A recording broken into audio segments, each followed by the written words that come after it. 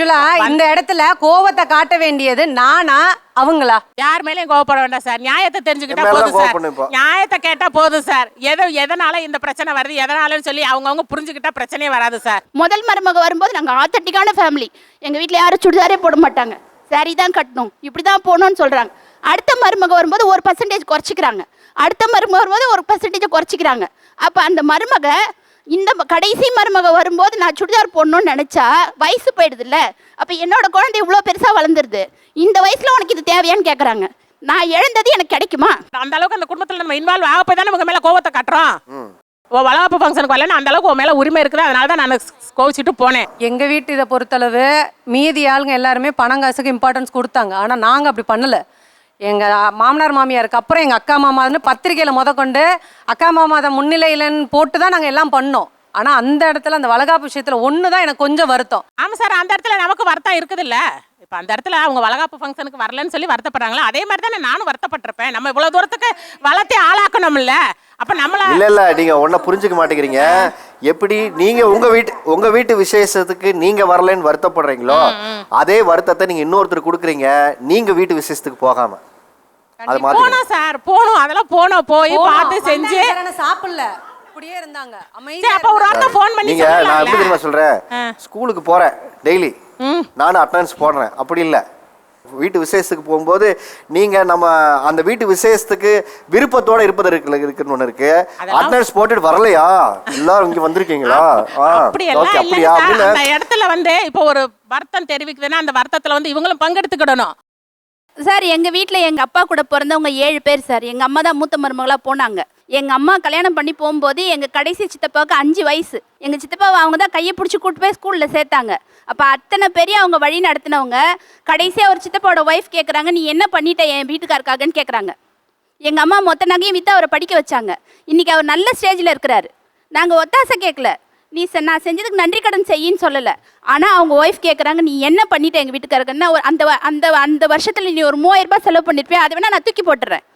அப்போ எங்கள் அம்மா எழுந்த இளமை அந்த வயசில் அவங்க அனுபவிக்க வேண்டியதெல்லாம் விட்டுட்டு தானே அவங்களுக்கு செஞ்சாங்க. அவங்க எங்கள் அப்பாவோ எங்கள் அம்மாவும் நினச்சிருந்தா எங்களை நல்லபடியாக வளர்த்துருக்கலாமே. இந்த பெரிய குடும்பத்தில் நம்ம வாழ்க்கப்பட்டு வந்துட்டோம், இந்த குடும்பத்தை நம்ம கை தூக்கி விடணும் தானே எங்கள் அம்மாவும் எங்கள் அப்பாவும் தியாகம் பண்ணாங்க. இன்னைக்கு நீ சின்ன மருமகளாக வந்ததுனால நான் என் குடும்பத்தை மட்டும்தான் பார்ப்பேன், என் புருஷன் என் பிள்ளைங்க மட்டும் போதும் எனக்கு, நான் யாருக்கும் கான்ட்ரிபியூட் பண்ண மாட்டேன்னு சொல்கிறாங்க. இந்த ஆதங்கத்தை எங்கள் அம்மா எங்கே கொட்டுவாங்க? அது ஏதோ ஒரு ஃபங்க்ஷனில் அதை அவாய்ட் பண்ண தான் செய்வாங்க. அந்த ஆதங்கம் எப்படி போகும்? அவங்க எதிர்க்கிறத வன்முறையாக காட்ட மாட்டாங்க, இப்படி தான் காட்டுவாங்க.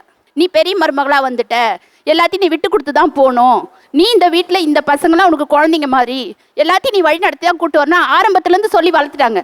திடீர்னு கோவத்தை காட்ட முடியாது. அந்த இடத்துல அவங்க என்ன பண்ணுவாங்க, இவங்க பண்ணது தான் பண்ணுவாங்க. நீங்க கல்யாணம் பண்ணி வந்த கொஞ்ச நாள்ல உங்களுக்கு கிடைக்கிற அங்கீகாரம் பெரிய மருமகள் உங்களுக்கு கிடைக்க மாட்டேங்குது. அந்த இடத்துல டாமினேட் பண்றாங்க மாமியார் மாமனார், நீ இப்படிதான் இருக்கணும். ஈவன் ட்ரெஸ் கோட் கூட சொல்றேன். அடுத்த பிள்ளைங்க வரும்போது அவங்களோட கட்டுப்பாடுகளை அவங்க தளர்த்திக்கிறாங்க. முதல் மருமக வரும்போது நாங்க ஆத்தட்டிக்கான ஃபேமிலி. எங்க வீட்டுல யாரும் சுடிதாரே போட மாட்டாங்க, சாரி தான் கட்டணும், இப்படிதான் போகணும்னு சொல்றாங்க. அடுத்த மருமக வரும்போது 1% குறைச்சிக்கிறாங்க, அடுத்த மருமக வரும்போது 1% குறைச்சிக்கிறாங்க. அப்ப அந்த மருமக இந்த கடைசி மருமக வரும்போது நான் சுடிதார் போடணும்னு நினைச்சா வயசு போயிடுது இல்ல. அப்ப என்னோட குழந்தை இவ்வளவு பெருசா வளர்ந்துருது, இந்த வயசுல உனக்கு இது தேவையான்னு கேக்குறாங்க. நான் எழுந்தது எனக்கு கிடைக்குமா? அந்த ஆதங்கம் இருக்க இல்லையா சார்? மூத்த மருமகளுக்கு இருக்கும் தானே. 40 வயசுல போய் நான் போட முடியுமா என் மருமக முன்னாடி? அந்த ஆதங்கத்தை எங்க கொட்டுவாங்க அவங்க? அததான் இவங்க ஆட்டிடியூட்னு சொல்றாங்க சார். நாங்களும் அப்பதானே சார் கத்துக்கிறோம். அக்காவுக்கு ஆல்ரெடி 32 வருஷம் ஆச்சுங்கிறாங்க. நாங்க அதுக்கு பின்னாடி தானே வரோம், 10 வருஷம் பின்னாடி தானே வரோம். வருத்தத்தை தெரிவிங்க, இப்ப வேலையை முடிங்க. மன்னிச்சிருங்கக்கா, நாங்க பண்ணது தப்புதான். உங்ககிட்ட மன்னிப்பு கேட்கறதுக்கோ தாழ்ந்து போறதுக்கு நான் 1% கூட வெக்கப்பட்டது இல்ல.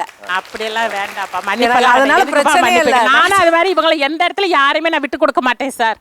எல்லாமே என்னோட தங்கச்சிங்க தான், சித்தப்பா பிள்ளைங்க, பெரிய பிள்ளைங்க, அண்ணன் பிள்ளைங்க எல்லாருமே நான் தான். எல்லாத்துக்கும் மொத்தம் எல்லாரும் எந்த இடத்துலயுமே இவங்களை கோபத்தை காட்டுவேன், அடுத்த நிமிஷம் அதை சரி பண்ணிட்டு நானே போயிடுவேன் சார் அவங்க கிட்ட. அந்த கோவத்தை காட்டுற டைம் தான் தப்பா இருக்குன்னு நாங்க சொல்ல வரோம். அந்த அளவுக்கு அந்த குடும்பத்துல நம்ம இன்வால்வ் ஆக போய் தானே உங்க மேல கோவத்தை காட்டுறோம்.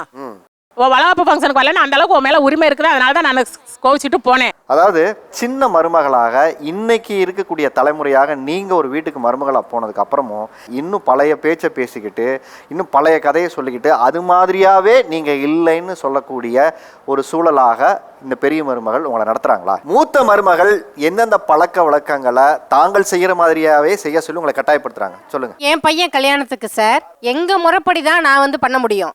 ஆனா மூத்த மருமகளா இருக்கிறவங்க அவங்க என்ன சொல்றாங்கன்னா, நான் வந்து ஊருக்கே புத்திமதி சொல்லுவேன், என்னகிட்ட தான் எல்லாரும் ஐடியா கேட்குறாங்க, அப்படி இருக்கும்போது நீ என்கிட்ட எதுவுமே கேட்டு பண்ணல, நான் சொல்றதான் நீ ஃபாலோ பண்ணணும், என் பையன் கல்யாணத்துக்கு என் முறைப்படி என்ன விடணும் இல்லைங்களா, அவங்க முறைப்படி தான் செய்யணும் அப்படின்ற மாதிரி சொல்றாங்க. கல்யாணத்துலேருந்து கருமாதி வரைக்கும் பழைய பழக்க வழக்கங்கள் தான் இன்னும் வேணும்னு நினைக்கிறாங்க சார். இப்போ ஈவெண்ட்ஸ் கிட்ட கொடுக்கலாம், இல்லை தலைக்கட்டு கட்டு எங்கள் மாதிரி தான் பண்ணணும், அது மாதிரி இன்னுமே மாறவே இல்லை. அவங்க கல்யாணம் ஆகும்போது கொஞ்சம் இயர்ஸ் முன்னாடி கல்யாணம் ஆயிடுது இல்லையா, ஸோ அது வந்து அவங்க மாமனார் மாமியார் சொல் பேச்சு கேட்டு தான் ஆகணும். ஒரு 4 கிழமைனா நைட்டி போடாதமா, சாரி கட்டுமா, அது மாதிரியான சில விஷயங்கள், தலை குளிச்சுட்டு சாமி கும்பிடு, அது மாதிரியானது. அடுத்த ஜென்ரேஷன் நாங்கள் வரும்பொழுது அதையும் அவங்க ஃபாலோ பண்ணணும், நாங்கள் ஃபாலோ பண்ண நினைக்கிறாங்க. அது அவங்களோட காம்ப்ளெக்ஸ். அது அந்த காம்ப்ளெக்ஸாக எங்கள் மேலே திணிக்கிறாங்க. நான் புடவை கட்டினேன்ல, அப்போது 5 இயர்ஸ் முன்னாடி நான் கட்டினேன்ல, இப்போ நீங்களும் கட்டிட்டு வா, இதே மாதிரி சமைக்கும் போது குளிச்சுட்டு வந்து நைட்டி போடாதம்மா, சாரி கட்டுமா அப்படின்னு நீங்க கட்டுப்பாடுகளை நீங்களும் அதை ஃபாலோ பண்ணுங்க, நீங்க மட்டும் எப்படி ஃப்ரீடமா இருக்கலாம்னு நினைக்கிறேன். அது அவங்களுக்குள்ள ஒரு அந்த காம்ப்ளெக்ஸா எங்க இளைய மருமகள் எங்க மேல திணிக்கிறாங்க. அது தப்புன்னு நான் சொல்றது. நீங்க மார்னிங் எத்தனை மணிக்கு எந்திரிக்கிறீங்க சொல்லுங்க? நாங்க ஒரு கூட்டு குடும்பத்துல 5 பேர் இருந்தோம். அப்ப நான் தான் மூத்த மருமக. அப்ப 3 மணிக்கு என்ன எந்திரிக்க சொல்லுவாங்க. எந்திரிச்சு குளிச்சுட்டு வாச தொலைச்சி இதெல்லாம் பண்ணி அவங்களுக்கு டிஃபன் செஞ்சு அவங்களுக்கு வேலையெல்லாம் அனுப்பிட்டு திருப்பி மத்தியானம் ஆயிரும். மத்தியானத்துக்கு லஞ்சு செஞ்சு அதெல்லாம் பார்க்க. இப்போ நீங்கள் வந்து செகண்ட் மருமக வந்து என்ன பண்ணுறீங்க சொல்லுங்கள்? கேட்டால் வேலைக்கு போகிறோம், இதை மட்டும்தான் சொல்கிறீங்க. அதுதான் நாங்கள் சொல்கிறோம். நீங்கள் அந்த காலத்தில் 3 மணிக்கு எழுந்ததையும் நாங்களும் ஏன் அதே 3 மணிக்கு எழுந்துக்குன்னு நினைக்காதீங்க. இப்போ உங்களுக்கு பண்ண டார்ச்சரை இப்போ எங்களுக்கு கொடுக்குறீங்க. நீங்கள் இவங்களும் இருக்கட்டுமே, நாங்கள் அவ்வளோ சொன்னா நீங்கள் ஃப்ரீயாக இருங்கன்னு தான் உங்களை நாங்கள் சொல்கிறோம். ஓகேங்களா?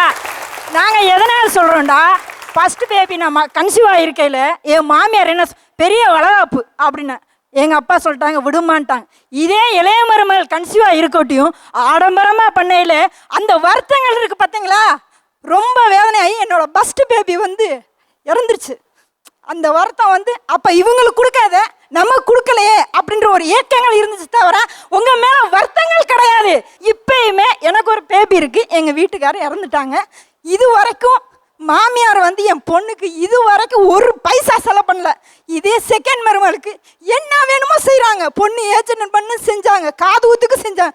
இதே என் பொண்ணுக்கு வந்து இன்னும் ஒரு என் பொண்ணு இருக்கா இல்லையா அப்படின்ற கிடையாது. ஏண்டா இளைய மருமகளை தான் பார்க்குறாங்க தவிர அந்த மூத்த மருமக கஷ்டப்படுதா என்ன பண்ணுறாங்கன்னு கூட இன்னும் பார்க்கல.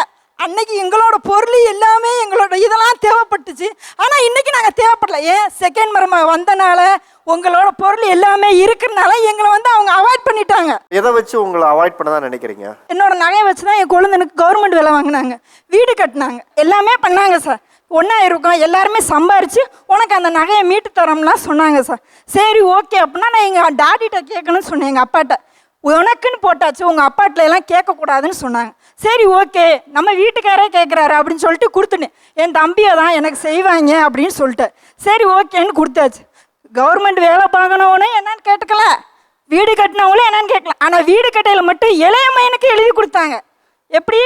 மூத்த பையன் இல்லை, அவன் தான் சம்பாதிக்கிறான், மருமகன் நிறையா கொண்டு வந்திருக்கு அப்படின்ட்டாங்க. எங்கள் வீட்டுக்கார்ட்ட நான் கேட்டேன், என்ன மாமா எதுவுமே இல்லைன்ற.